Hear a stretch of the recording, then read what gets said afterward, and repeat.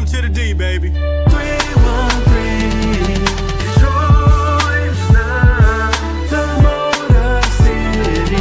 Detroit's love, can't nothing stop me. Detroit's love, I love my city. Detroit's love. Well, it's another great episode of Middle Ground with JLE, where we treat you like family.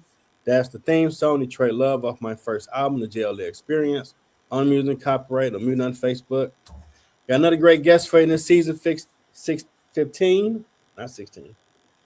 We have DR2 Glossary Committee, 2025 BCI Global Award winner, Cineos Corporate Business Continuity Manager, Doniella McKoy. Welcome to the show. Thank you. It's a pleasure to be here. Yes. Appreciate that. Thank you so much for having me. For doing it. It's all about you. I'll get started with the first question being, what led you to this path? I have an interesting origin story. So once upon a time, I saw a movie named I Am Legend with Will Smith. Okay. And so that movie came out 2007. So recap, zombies, apocalypse, crazy virus, people dying. He's the only one around. And I was traumatized. Oh, no. I was like, what in the world is going on? Who was supposed to tell the people to get out? Who was supposed to get the medication? Why didn't anybody, the girl goes up in the helicopter crashes to the ground. I was like, oh, this is a lot. Oh, yes. And so I said, you know what? I'm going to be the person that makes sure everyone gets out. Okay. Alive. I had no idea what it was called. I didn't know it was a real thing. I just felt like someone needs to do better. This cannot happen in real life. And so that's what started my journey towards emergency management. And I had always been interested in science and healthcare. I was the kid that went to science camp and absolutely loved it. And healthcare emergency management, earning that degree from Boston University was really what propelled me into this industry. So really learning about planning and preparedness, crisis communications, human behavior, which I think is not often thought about, and making decisions at that type of scale of when there's something like a pandemic. That's something I studied, or if there's something like bird flu or avian flu or, biochemical warfare. And so I know it's not a very popular industry or career, but it's great for me. Okay. I got to put some notes down because I saw that on LinkedIn, but it didn't have L.L.C. behind it. I didn't really know what that was. Okay. Cool. I need to ask a question about that now. So what made you when did you start this company? Global Resilience Exchange. So Global Resilience Exchange came out of a desire to connect with other resilience professionals across the globe. And so I've been hosting a virtual chat for resilience professionals, and that could be students, retired, practitioners, since 2021. And it was called the Continuity Coffee and Chat. And that grew and grew and grew to the point where I was like, oh, I need another session and I need to formalize this. So then it became Global Resilience Exchange. And then fairly recently, now it's Global Resilience Exchange, LLC.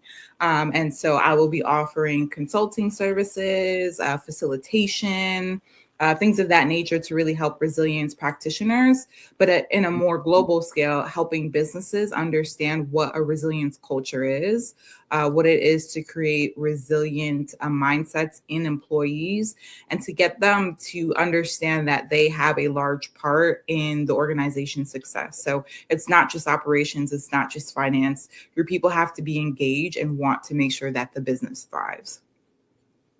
Okay, so what's an example of what you and this company do since you talked about I Am Legend?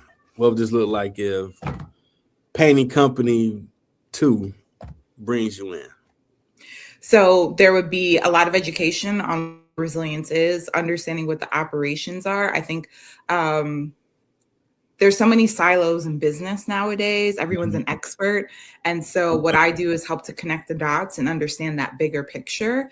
And that allows them to understand what are they in fact resilient, right? So if one part of the business goes down, does that mean everything goes down or just that one part of the business? Okay. And so you're understanding your risk so that you can understand what your resilience could potentially be. And so I come in with a fine comb tooth and help them to see those parts that maybe they don't really get to look at because they're so high up.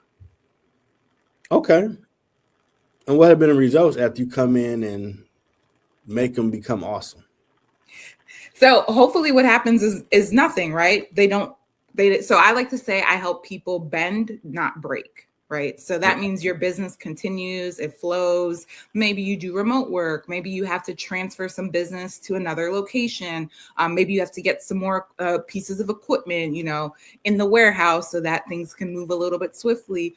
Or it could just be having an understanding like, hey, if this blizzard happens, I will not be able to work for 2 days. Do I have 2 days worth of revenue that can cover what I need to? Am I going to get sued? Am I going to get a fine from whatever regulatory body? Do I accept that risk? So I don't necessarily say I fix everything, but you have an understanding of what your tolerance is of those potential issues. So I do natural hazards, blizzards, hurricane, but I do a little bit of understanding technology risk too, because it's 2026. Every company has technology. We have applications. We have, Google Drives and SharePoints and things like that. And a lot of, something that people don't realize is documentation. If the system goes on, can you still do your work because you can't pull that documentation down? It's questionable. And that's just not something that a lot of people think about. Now, how are you with incorporating Skynet or AI, as I call it? So that is helping to get a broad perspective of different industries. I'm industry agnostic. So I could go into a manufacturing company and do the same thing, or biopharmaceutical and do the same thing. But AI helps me to tailor those responses appropriate for those industries. I don't pretend to know it all, but I know business continuity. I know resilience. So with that, I can do some things for the folks. I got you. Yeah, I work with Skynet too a little bit. I felt a little dirty, but hey, you need to work with them, man. You know what I think, to be honest, AI puts out what you put in. So if you are putting in a basic prompt, a basic query, you're going to get basic information out. And that's why I say I know resilience. So the questions that I am asking AI, you're not going to just get that from anybody, right? You're getting that because I'm prompting it. I'm very specific. I'm adding context that I've gained over my umpteen years of experience. And so I'm not one of those people that thinks AI is going to take over, because most of us can't even decide what we're going to have for dinner. And so that's a very basic need. So for it to take over the world, we would have to be able to prompt it well enough for it to be able to do that. And I think we're a ways from that. Yeah, I hope so, because some of these people they're too smart for their own good. Like, why you want that to do everything? You ain't paying him or it might want to be free at some point, get compensated. I also am thinking that, until they can tax AI and robots, we're probably going to have jobs for a while, because if they get rid of all of us, who are going to pay the taxes, right? And so that's not great for the economy. That's a great either. point. So I like to think about that part as well. I know a lot of people aren't on that page, but I ain't heard. That's the first time hearing that. That's a good point. Yeah. But we do need to pay taxes. That takes care of a lot of stuff. Robots ain't paying taxes. But it's a fun time to be in 26 though. Like, wow, we got jets and stuff. How about that? You are correct. We just didn't have the machine to dump out the food you want. Now, if I'm saying this right, what is DRII? DRII, Glossary Committee. What is that? So the Disaster Recovery Institute is one of the few certifying bodies in the field of business continuity. And I've had the privilege of joining this latest iteration of the Glossary Committee. And what it is setting the standard of definitions that will be used internationally for our industry, for the business continuity, resilience, IT disaster recovery. And so really going in and trying to get everyone on the same page. Fortunately or unfortunately, we have an issue of what is resilience. And I'll give you an example. Okay. If you type in resilience right now, you might get someone doing yoga. You might get someone doing breath work. You may get someone talking about self-care. You may get someone like me who's talking about business continuity or community resilience. The word resilience actually is unclear to a lot of people, and unfortunately is specific to the industry. So how can people get information or act accordingly if it has so many definitions? So one of the goals that we have is, at least for our industry, to kind of be all on the same page of how we are using that language and expressing it, especially when we're going out into the public and trying to teach people what business continuity is. So business continuity in its simplest form is I make sure that businesses can continue during a range of disruptions. That could be at full capacity, that could be at partial capacity, but a capacity that has been predetermined before that disruption. That's awesome. Now, congrats on winning the 2025 BCI Global Award.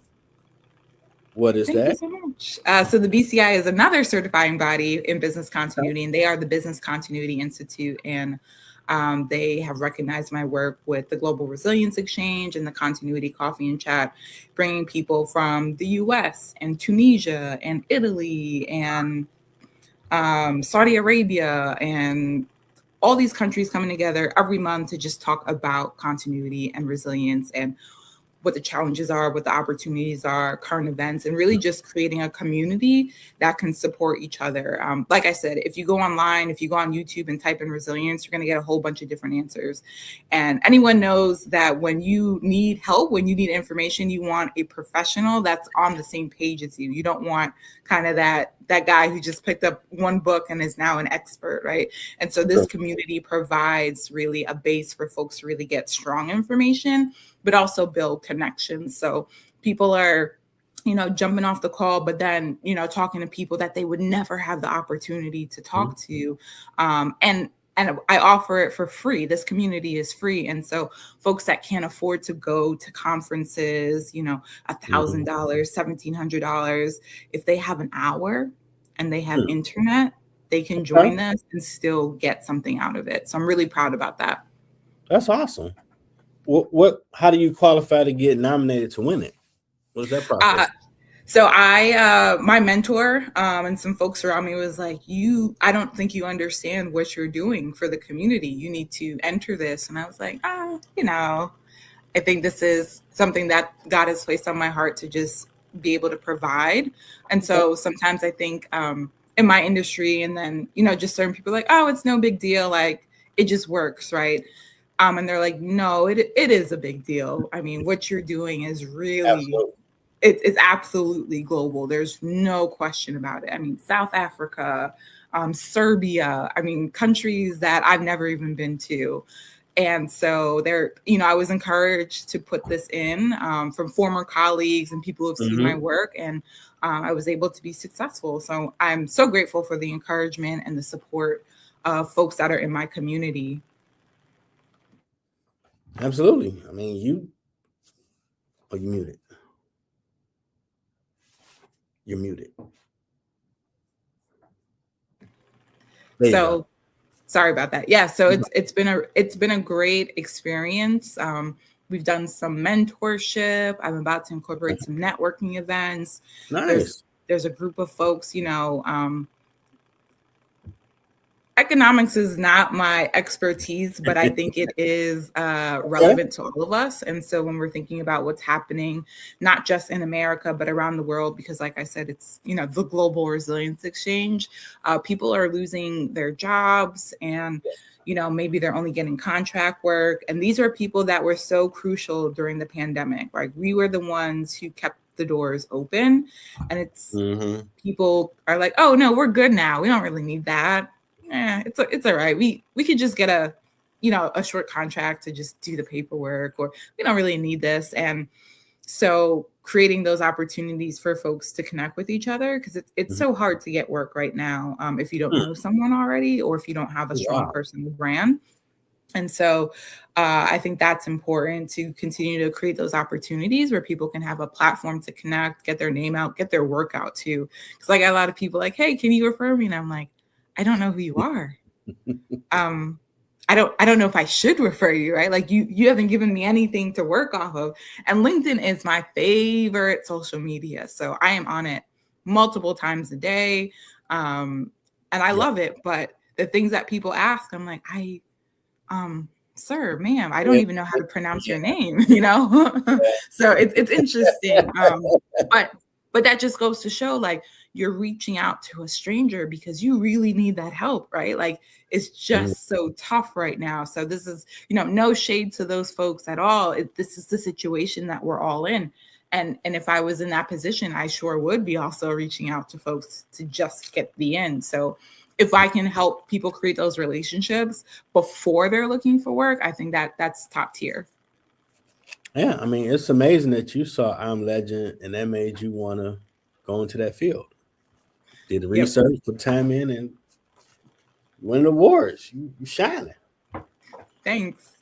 Now, how did being a adjunct professor help you on your journey? So as a resilience professional, one of the things we talk about is like orders of succession. And we see this in government, right? So you have the president, you have the vice president, and then you have next in charge. And so if I am truly committed to the cause of resilience, that means I should be training my replacement so that all the work that I'm doing doesn't just die with me. And so I think using what I've learned as a practitioner to go into the classroom and help students understand what they're signing up for is a game changer, because a lot of us that are in this industry did not get a formal degree. Formal degrees are probably within the last 10 or 20 years for this industry. So there was no degree for this, when my parents were around, we're growing up, right? And so now that we are formalizing it, giving people a perspective and not just a theory is really, I think, really valuable, right? So the book will tell you, make sure that you have 5 people under you and no more than 5. That's nice. That's cute. But the reality is most of us don't even get another person to work with. There are plenty of teams of one, especially in business continuity. And so you are the planner, you are the preparer, you are the recovery specialist, you are the response network. And it's a lot to handle.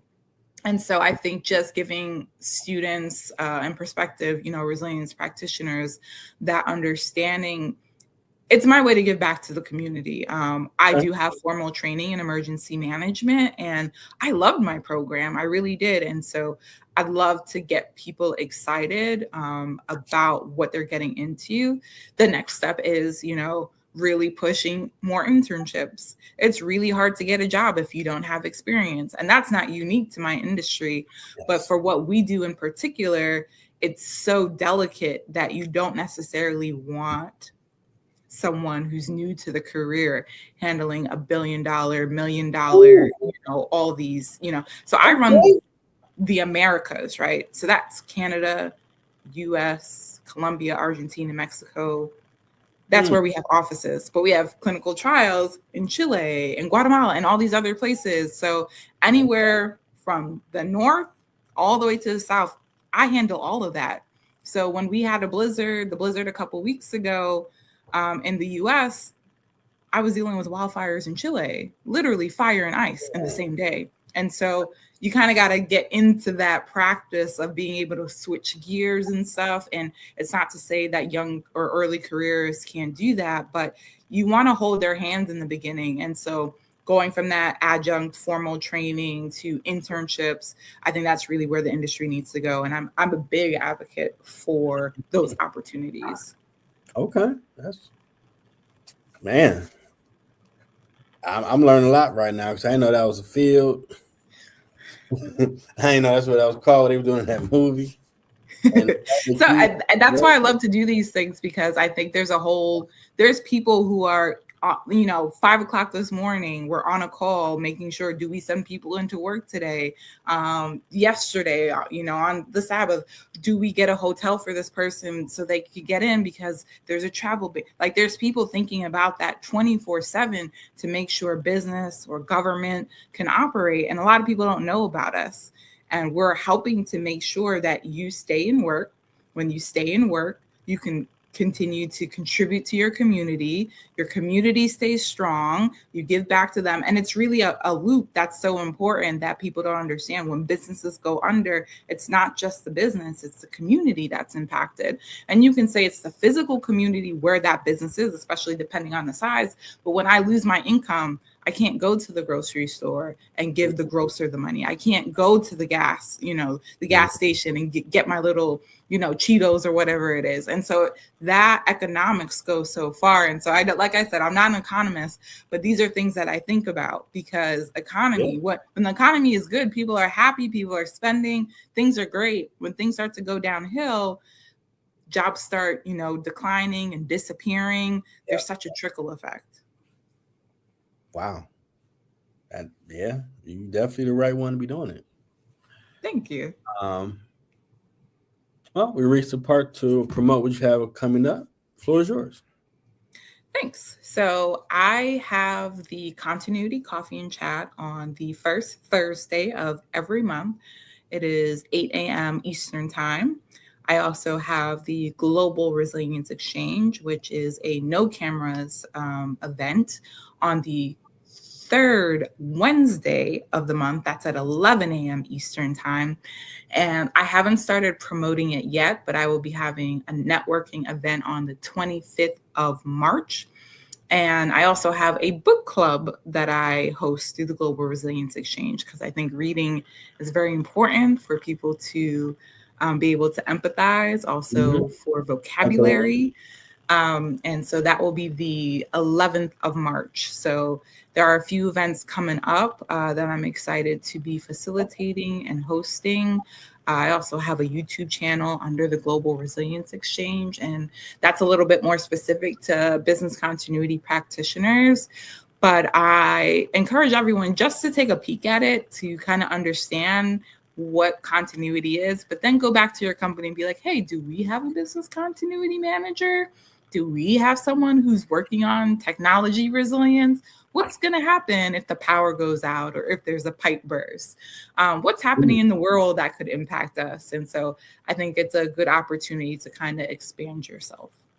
Okay, that makes sense. Hey, you ever thought about writing a book? Yes. I have a manuscript right now for an ebook. And and it's about the concepts, how to use the concepts of business continuity for the everyday professional. So I think sometimes my terminology can scare people off. So how to translate that so that it is accessible to everyone is something that I'm working on. And I'm trying to shake off the cold feet because it's actually been done for a few months and I just haven't gotten it out yet. So maybe you'll encourage me to get it out there. Hey, I did that in my first book, and the Lord finally was one of these. Like, you gonna hit send? Yeah. Okay. All right, I hit send. And it's wonderful when you do it and you officially become an author. Come back for that encouragement. Yeah, definitely come back, talk about it, because it's a different level when you write something and you put it out to the world. Different thoughts you go through when you finish it. Like, wow, I put all that down there. What they gonna think? All that's inside of you. Then you start feedback like, man, that helped me. I appreciate that. Like, okay, cool. Then you'll do it again. Because it sounds like you got a few books in you. To be determined. All right. Anything else coming up? Not at this time. There are things I'm thinking about, but they're still in the brain turning stage. Okay. So I'll hold off on that. When I release the book, I'll share more about other things happening. Okay. You have a website? So I see on your LinkedIn. Not yet. Not yet. Website in the works. Okay. But LinkedIn is the best way to get in contact with me. All of the links for the book club, the Continuity Coffee Chat, the Global Resilience Exchange, all the networking stuff will be solely published on that at this point. Okay. So what has been your biggest challenge on your journey? The challenge of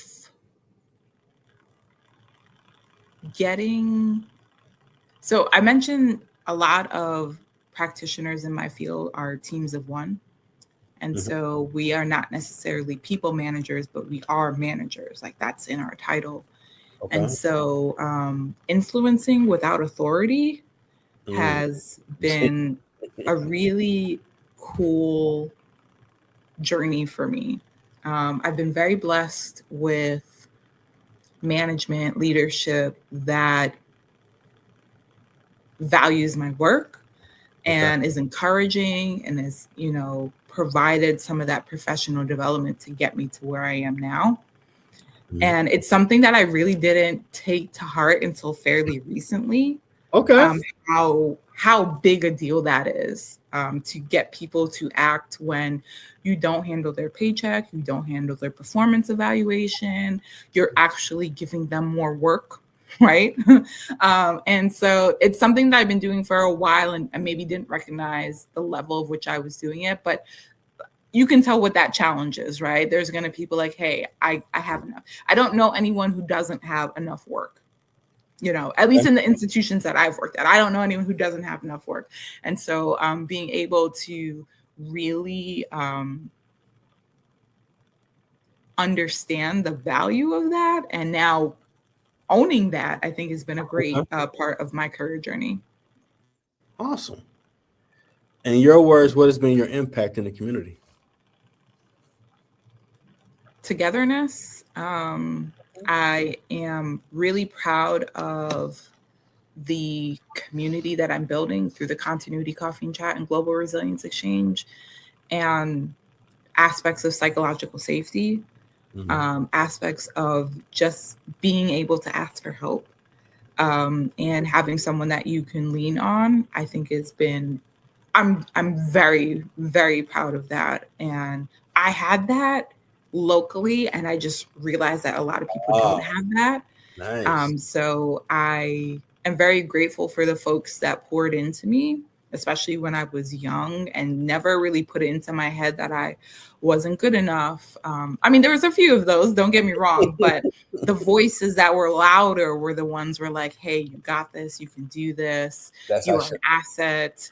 And so I just hope that I can encourage someone else. I think everyone has something to say. Everyone has value. If you've been doing this 2 years, 20 years, you have something to say. And so also giving people a platform to be able to express themselves, I am proud of that as well. Okay. Hopefully made you comfortable, relaxed. Give me that Nietzsche type thoughts. What advice you have for someone trying to find their purpose? Be still. I think we actually are so distracted. There's so much noise going on right now. And I hate that we have to work so much and so hard and we're so overwhelmed that we don't get a chance to be still and kind of do the reflection or be creative.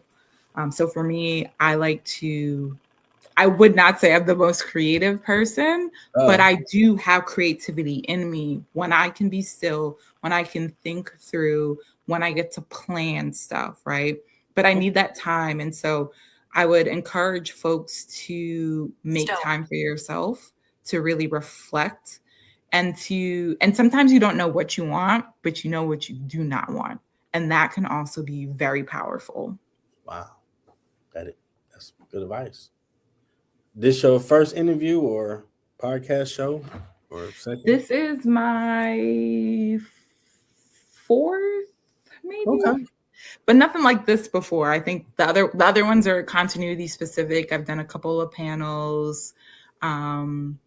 I did one on leadership last year. That one was fun. So I'm excited to do more of this, to share with the world what continuity is, what resilience is from my perspective, and to get people engaged in their community and being more resilient.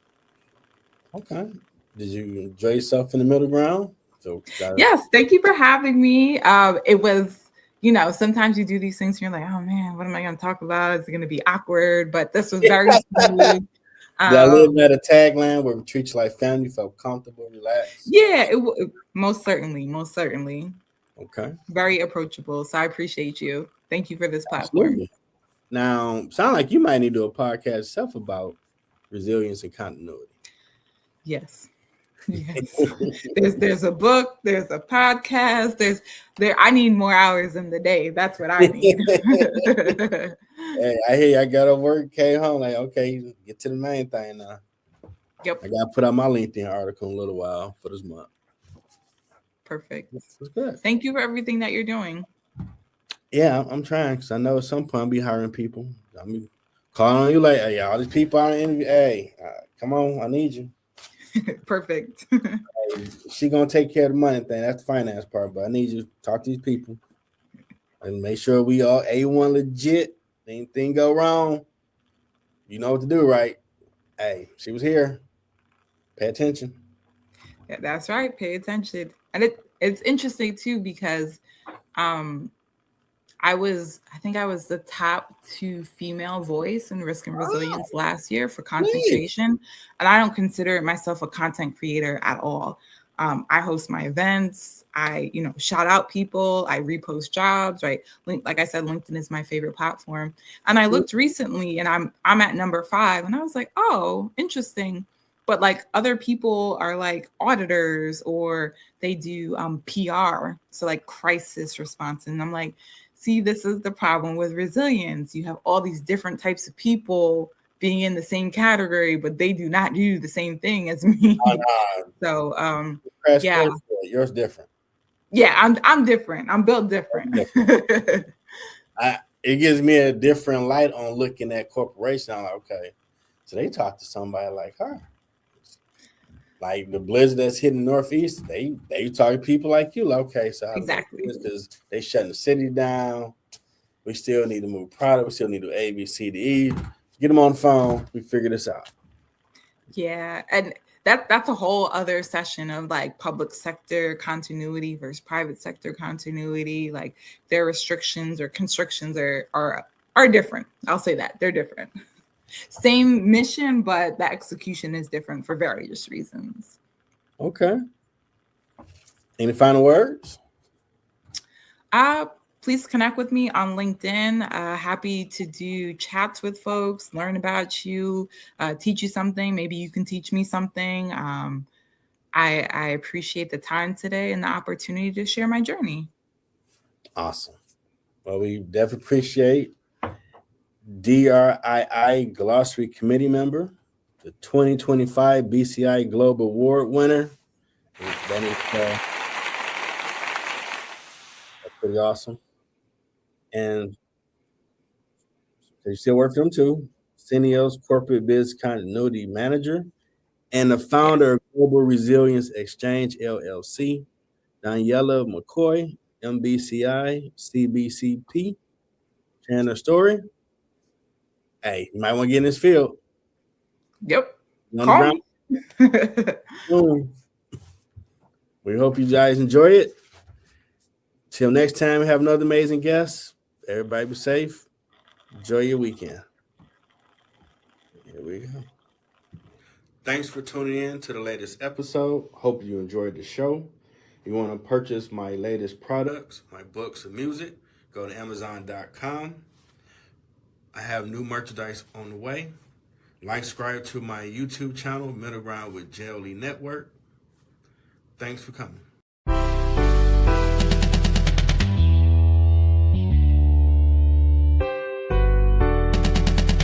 Detroit, welcome to the D, baby.